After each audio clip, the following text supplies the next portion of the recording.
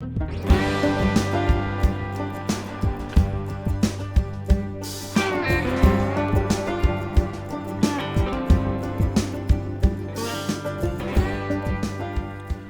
to In Conversation. I'm your host, Steve Iverson.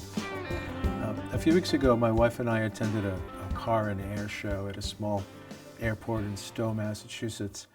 And there was a small airplane there with a man who was letting people, mostly kids, climb in and out of the cockpit.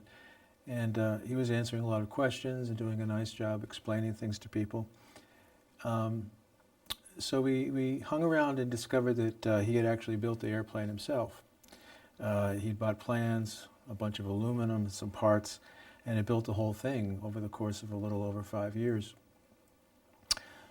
So I found this story so interesting that I asked him if he'd come on our show and talk about it, what's required to build a plane like that, what it's like flying it. So we're pleased to have Mike Smith here today on the show. Thanks for coming on, Mike. Thank you. Happy to be here.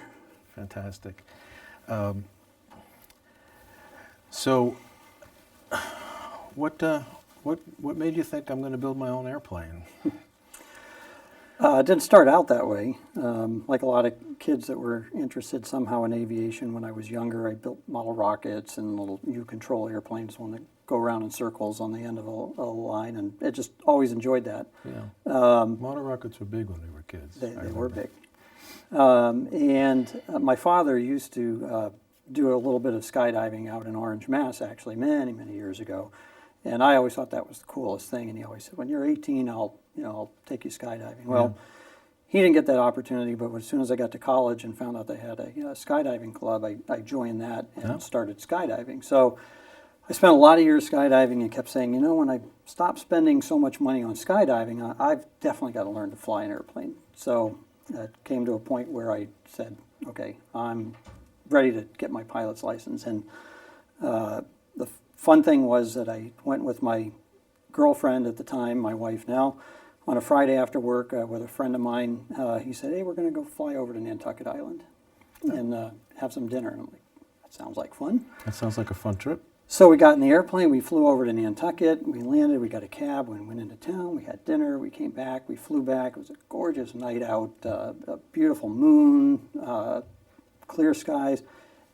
And we got back to the mainland, and I landed, and I just said, I feel like a rock star.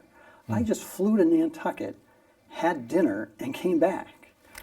So 2 weeks later, I was taking flight lessons, and a little more than a year later, I got my license and started to fly, and just really loved it. But I was renting airplanes the whole time out of Hanscom, and airplanes tend to be expensive items, and that means that the cost of renting an airplane is likewise high. And after a time, I just started figuring, I said, boy, if I'm going to keep doing this, I got to find a way to make it more cost effective, because most pilots do not have a wad of cash. They're not high rollers. They're just they're choosing to spend their money on flying instead of other things. Oh, that's interesting. I always assumed that they were pretty well off. I'm glad you said that. I learned something new there. Yeah, if you go out to the airport and you talk to most of the pilots, they are making life choices and giving up certain things in order to have the money to fly. Okay. And I figured if I was going to fly more, keep flying, I had to find a more cost-effective way of doing it. And started to kind of think about what it would be to build an airplane. And you're spending money on materials. But all the labor is just you. You're not paying for labor. But after that, the important thing with experimental amateur-built aircraft, which is what I have, is that you are the maintainer. You're the mechanic, and that really helps reduce the cost because in a certificated airplane, that's an airplane that's not, that's built by Cessna or Beechcraft or one of the big names. It's gone through a whole certification process to make sure it behaves in a certain way. All of that costs money to certify them, to build them, to maintain them to FAA standards, Federal Aviation Administration. And it just gets expensive. And if you're doing your own maintenance, then that means you're just paying for parts and not for the labor. And as an experimental amateur-built aircraft, nothing on the airplane has to be a certificated piece of equipment, whereas on a Cessna you can't just take any screw. You have to have a screw that has a part number to it that the FAA has approved. I see. And that screw may be the exact same screw that you're using somewhere else that costs 50 cents, but because it's been through a certification process and it has a paper trail, that thing may cost $4. So any plane you build yourself is technically considered experimental, and the understanding is you accept all the risk. Is that? Yeah, exactly. Okay. Any airplane that you home build, whether it's from a kit or whether you scratch build it all yourself from plans, is forever called an experimental aircraft. It never changes. There's no way to change that. And if the airplane has more than one seat so that you can take a passenger, then you have to have somewhere in the process of getting in the airplane a very large thing that says experimental. I noticed that right on the wing on yours. Right. On mine, I chose to put it right there on the wing. Some people put it on the upholstery inside. And that's to try to let somebody from the general public who doesn't really know much about airplanes understand that they're getting into an airplane that has not been certified through a process through the FAA. Okay. So, do they tend to be overall as safe as an airplane you purchase, or do they crash more often? they are nearly as safe as a certificated airplane. The difference is that because most pilots, when they build an airplane, you can have somebody else test fly the airplane, but most pilots they built it, they want to fly it. And most of the accidents that happen in experimental aircraft tend to happen in the first several hours of flight time because they're inexperienced in the aircraft type, or they have made some mistake in the fuel system or something like that. The engine stops. Now, airplanes don't stop flying when the engine stops, but they certainly stop going up. Yeah. So there's a higher risk of something going wrong especially during those first hours when you're kind of shaking things out. A certificated airplane are all built the same, identical, and there's a test flight. Chances are, 99.9% of the time it's going to work as advertised. The experimental, you're allowed to vary from the plans. You're allowed to do whatever you want. You can look at something and go, I got a better way to do that. And sometimes it's not a better way to do that. And you don't really find out until you take off and fly up in the air? Yeah, so people always ask me, well, does somebody have to inspect the airplane before you fly it? And the answer is yes. You can either have somebody from the FAA do it, or somebody that the FAA designates, a designated airworthiness inspector. They'll help you with all the paperwork, and they will look over the airplane. They'll look at everything that they can look at. So they can look at all the things they can see, but of course they can't see inside the wing, and they can't see inside the tail, and they can't climb in the back tail of the aircraft. So they're still counting on the fact that you have built it and done it according to accepted construction practices. They'll see anything that they can see and tell you if you need to fix something, change something. But after that, it's up to you to go prove that it flies. So you're the owner, the manufacturer, the mechanic, the inspector, and the pilot, all those things. Yep. In fact, the manufacturer on you have to have a little data plate on the back tail, and the manufacturer is listed as my name. Oh. So you got a set of plans somewhere, bought a bunch of materials, and just worked endless weekends in your basement? Yeah, more or less. For years? For lots of different aircraft types, you can buy a kit, which they send you all the parts. Some of them are fabricated, some of them are partly fabricated, and you have to finish. At the time, I didn't have the money to buy a kit. I had just started a business, but I still really wanted to build, so I just bought a set of plans from the company. So they offered a kit, or they offered the plans. I bought the plans, got them, went, what did I get myself into? I bet it's intimidating when you look at it. It's very intimidating. And then, like you said, I just started to buy the raw materials, the raw aluminum that's specified in the drawings. And for the first year, I did nothing but make parts. I didn't even put two parts together. Just made parts, put them in a bin. And after about a year, I built all of the inexpensive stuff, and now I have to start putting things together. And it truly is like eating an elephant, one bite at a time. It's, you've got to just flip a page, do what's on the page, flip the page, do what's on the next page, and don't worry about how much stuff you still have to do. So 5 years, 3 months, 2,360 hours. And you even had to more or less build the engine, I believe. Is that correct? Yeah, so you can buy an engine that's fully assembled, and there's several engines that are available for the aircraft I have. It's called a Sonex, S-O-N-E-X. But the engine that I chose, which was, again, the inexpensive option, is basically a Volkswagen Bug engine. Oh. So they still make the cores. You don't get it from the junkyard. You buy the engine case. It comes from Brazil. And then all of the parts come in the kit. So they send you all the parts to make an engine, and they say, here's the instructions, here's the video, go to it. So the engine in particular is a kit. So the engine was a kit all the also. parts. Yep. And and that's an anomaly. The vast majority of engines come completely assembled, pre-run, and you put it on, hook it up, and it runs. This one, in order to help keep the cost down, it comes as a kit, which actually has been kind of nice, because if I'm the mechanic and something goes wrong, I'm intimately familiar with the engine. I've built it from scratch, and I've had to do things to it where I had to take it apart and put it back together again, and it's kind of old hat. And if you just bought the engine, there'd be a first time when you take it apart, and you'd be learning sort of and I a little late in the game. Yeah, and I think most people would be hesitant to take apart an engine that they didn't build. They'd find somebody else who knows about something about that engine and say, here, you do it. But now you're back to paying somebody else to do the work. Definitely raises cost. Yeah, definitely raises cost. Yeah. And so finally it's done, and I believe you had to take it out of your basement in sections. The wings are separate from the fuselage? Right. So fortunately, I wanted an airplane that I could build in my basement, and obviously you can't put the wings on and then get out of your basement. But the wings come off on this particular aircraft for transport, and my basement walks out into my garage because we live on a hill. So when I got the fuselage, the tail, and the engine done, and it was time to move it out, I just took my 3-foot door that went to the garage and made it into a 6-foot door. Oh. And then I had a whole bunch of people come and help me lift up the airplane, and the tail wouldn't go out the door until we turned it 45 degrees, so we all lifted up the airplane. We turned it 45 degrees, we got it out. Did a little work in my garage for about a month, and then took it to the airport and spent about a month putting the wings on and doing all the final. Oh, the final assembly was actually at the airport. Yeah, because it's it took me about a month.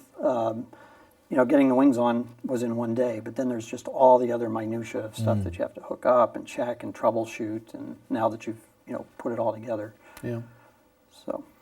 So and then you take it for the first flight, and how frightened were you? Well, not maybe you weren't at all. I'm imagining myself in that position. Not frightened, but definitely was thinking about it. It's it's a little nerve-wracking, because first of all, that you've built it, you've got nobody to blame but yourself if it doesn't work properly. And, I have a wife and a daughter, and, obviously concerned for them. Yeah. So it was a little nerve-wracking, and I did what a lot of pilots do when they fly their airplane for the first time, is you take off, you fly around in the pattern, you land, and you're done for the day. That's enough. It's just like, whew, I did it. It worked. I'm on the ground. Right. Let's not tempt fate twice in one day. Right. Which is actually a good thing to do anyway, because at that point you want to pull the cowl off and check the engine and check for leaks and anything else before you go up and fly again. But it was a little nerve-wracking. I would think so. I mean, I'd have to go lie down for a bit after that. I think we even have some video of the first flight. So this is the very first flight in 2014. So this is the Minuteman Airport in Stowe, Massachusetts. Yeah. And there I am, just taking off for the first time. There it goes. My wife was in the background, just giddy, going like, "It worked! It worked!" Your daughter wasn't there that day? My daughter was there too. Oh, she was. Oh, okay. So my daughter's 14 now. That was 4.5 years ago. So I think my daughter was more concerned than anybody about my first flight. Yeah. She was the one that was most worried. But taking off in an airplane is pretty simple. It's not the difficult part of flying. The challenging part of flying is often landing. And in fact, you don't see it on here, but my first landing wasn't so hot. Oh. So I just pushed the throttle up, powered up, took off, flew around the pattern again, came back. And then my landing here, the second one was a greaser, just slid right on like it was supposed to. Yeah, it's good. So, yeah, a lot of piloting is good decision making. And if you're not having a good landing, you got an engine, just push the throttle up, go around, try it again. That actually happened on a commercial flight I was on once. They were almost landed, and they just went back up in the sky around, and flew around and came down. Yep. Came down again. Boy, that's a neat, yeah, and then a neat you'll thing. see there's my daughter who came yeah. right over, and she's just like, ah, she was so excited. There must have been a ton of excitement there. Yeah, yeah, and most people when they make their first flight, you don't have a big audience. You don't want a lot of people there. You don't want the pressure of, if you're doing checks on your aircraft and switches and all of a sudden, and something isn't quite right, you don't want to feel the pressure of like, well, everybody's here, I don't want to disappoint them, I'm going to go anyway. Right. You want to just be able to go, no, not quite right, let me shut down, check it out, and if you have to go do it on another day, then fine. You can always So there was my wife, my later. daughter, and 2 other people. Oh, okay. That was it. Yeah, yeah. And the folks at the airport. And the folks at the airport, yeah. Yeah. It's a small airport. It's a small airport. Although we've got now 75-ish, I think, based airplanes there. Oh. Some are tied down outside, some are in hangars.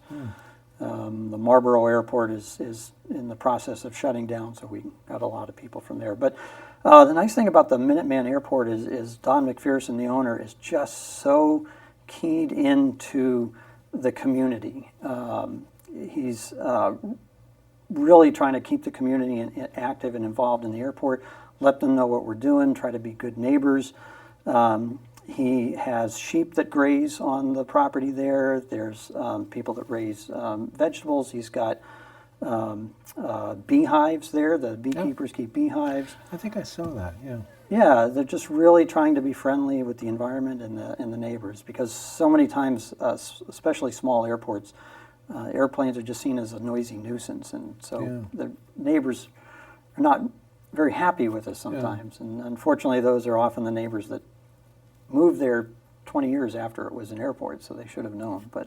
But still, we do noise abatement procedures, which means that if we know there's certain houses over here, we try to make sure that when we take off that we're turning away from those, that we can throttle back the engine so there's less noise. Anything we can do to keep our neighbors happy with us. And they host these nice car and airplane shows where people can go in and look around and just sort of enjoy looking at things. And Wings and Wheels. Wings and Wheels, right, Yeah. Thank you.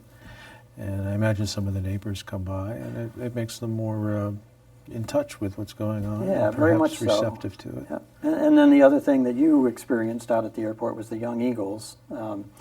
There's the Experimental Aircraft Association, EAA, which I'm the president of the Stowe chapter. Yeah. And we regularly, from April through November, second Saturday of the month, we fly kids for free. So from 9 to noon on those days, we just invite the kids to come out, 8 to 17, and we give them free flights. So the pilots are just donating their time and their gas and their aircraft to just take kids out and have them experience aviation. And some kids are happy to just sit there and watch or sit in the back. Others really would like to fly the airplane, and we just, once we get off the ground, we kind of give them the controls and tell them what to do and say, okay, you're flying. Wow. And so we have a lot of repeat offenders, kids that keep coming back out because they just had such a great time. And probably enthusiasts and future pilots as well. That's what we're hoping. Yeah. Unfortunately, if you look at the demographic of pilots right now, they all look like me. Gray hair, beards, older. It's kind of an expensive hobby to get into initially, especially, and it's been tough to pull in young people to that as a hobby and then as a profession. So anything we can do to build that up, and it's just so much fun to be up there with the kids and just to see them, experience everything. The big smiles, and when they realize that they can control the airplane, it's like you can go up, you can go down, you can go left, you can go right, and they're afraid at first to touch the controls, and then once they see how easy it is, then you just sit there and tell them, okay, right turn, left turn, okay, nose down a little bit, nose up a little bit. Yep, you're doing great. Where do you want to go? Let's go over there. That's an important experience, I think, especially today where people, especially kids, I think, spend a lot of time just looking at screens. computers, tablets, phones. And to be up in an airplane, actually flying, is such a different experience and must be awfully valuable. Yeah, and you know, that's one of the few times where you do see the kids actually forget that they have a phone. You know, that it's in the map pocket on the side, and I have to remind them, hey, do you want to take a selfie? Oh yeah, and then they take it out and they take some pictures. But yeah, fortunately they're looking out the cockpit, out the canopy, and looking around and trying to find their house or things that they recognize, and yeah, it's a lot of fun. Now you also have some videos. You've got a YouTube channel. I thought it was just going to be like this until suddenly you were upside down. Here we go. Yeah, I purposely wanted to build an airplane that could do at least the mild aerobatics, just because that was something that always interested me. They haven't made an amusement park ride yet that can make me sick, so. Okay. So this aircraft is stressed for +6 and -3 Gs, you know, times the force of gravity. Okay. And the most I'll get up to is maybe 4 or a little over 4 Gs, but most things are, most of the stuff that I do is actually 1 G. So like when you do a loop or you do a roll, as you go through there, you're sitting in your seat all the way around, just as if you were sitting here like this. Okay. So you're not like falling out of your seat or getting tossed around.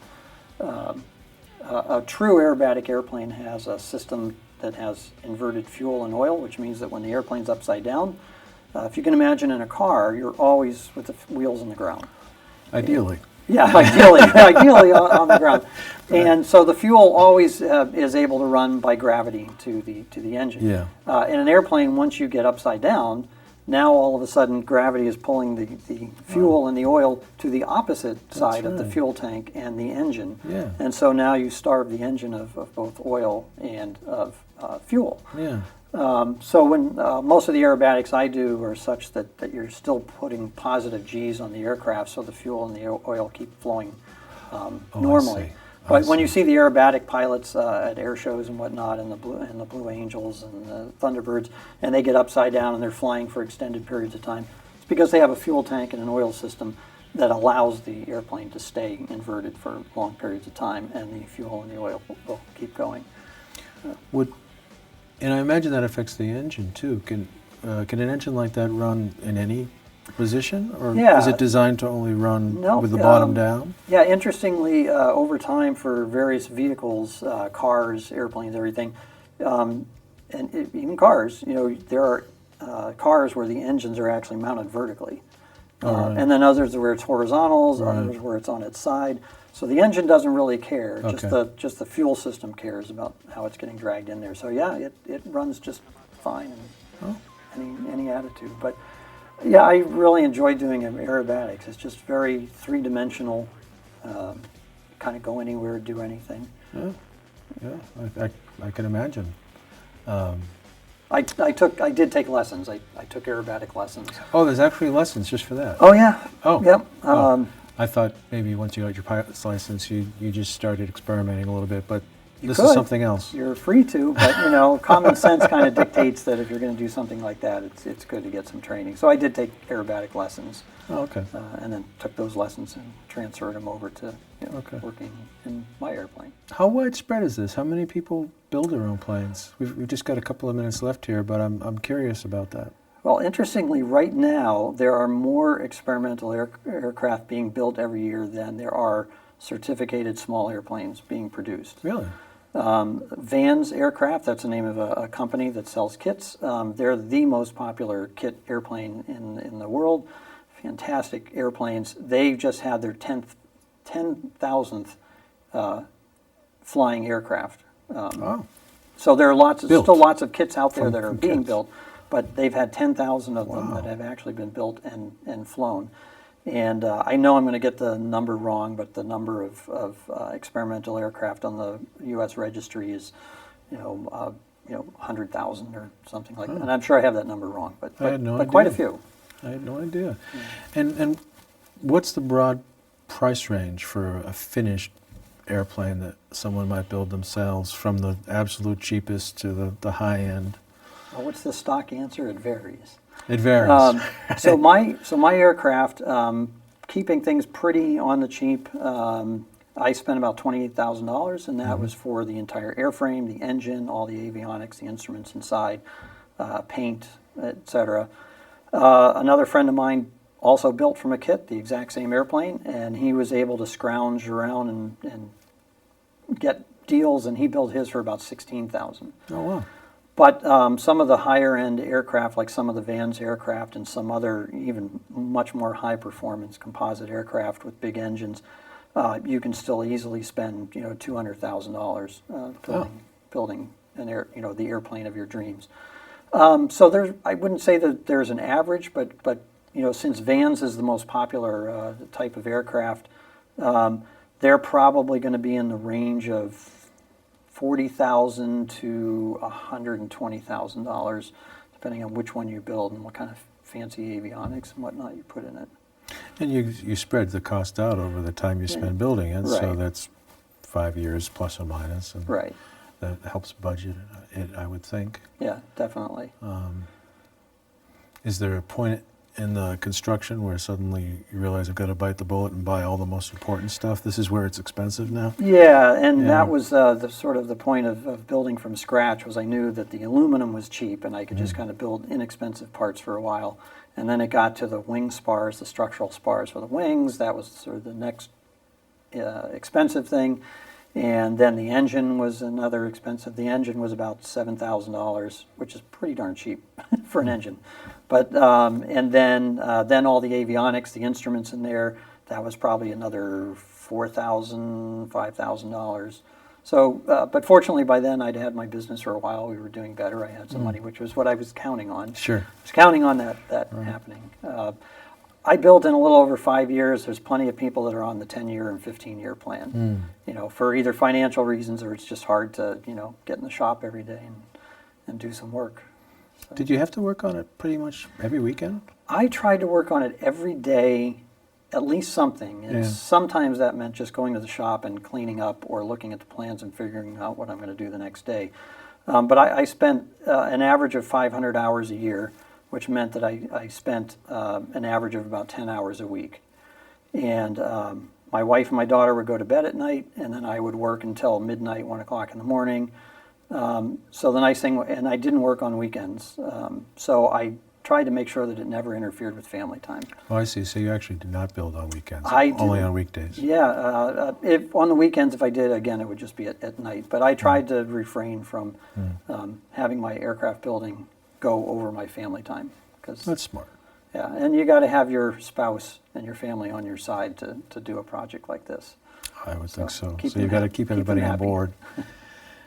Well, I guess we should wrap up, but if someone is watching the show and is interested in looking into building one themselves, is there a particular organization or company website or something that you'd recommend? EAA.org, so Experimental Aircraft Association.org, has a plethora of information on there. I'm on YouTube, and certainly somebody can drop a message to me on YouTube. Yep.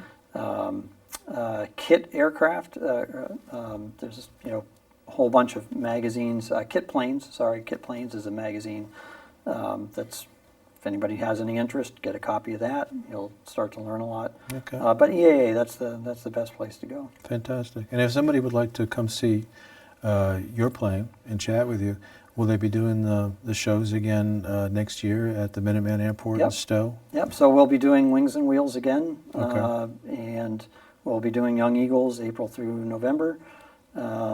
But you don't even have to wait for those things. Come out to the airport and find a pilot. They'll be like me. You'll have trouble shutting them up. They want to talk about airplanes and flying. They just really love it. So. Well, it's nice to know. Well, fantastic. I really enjoyed talking to you and learning more about how this is done.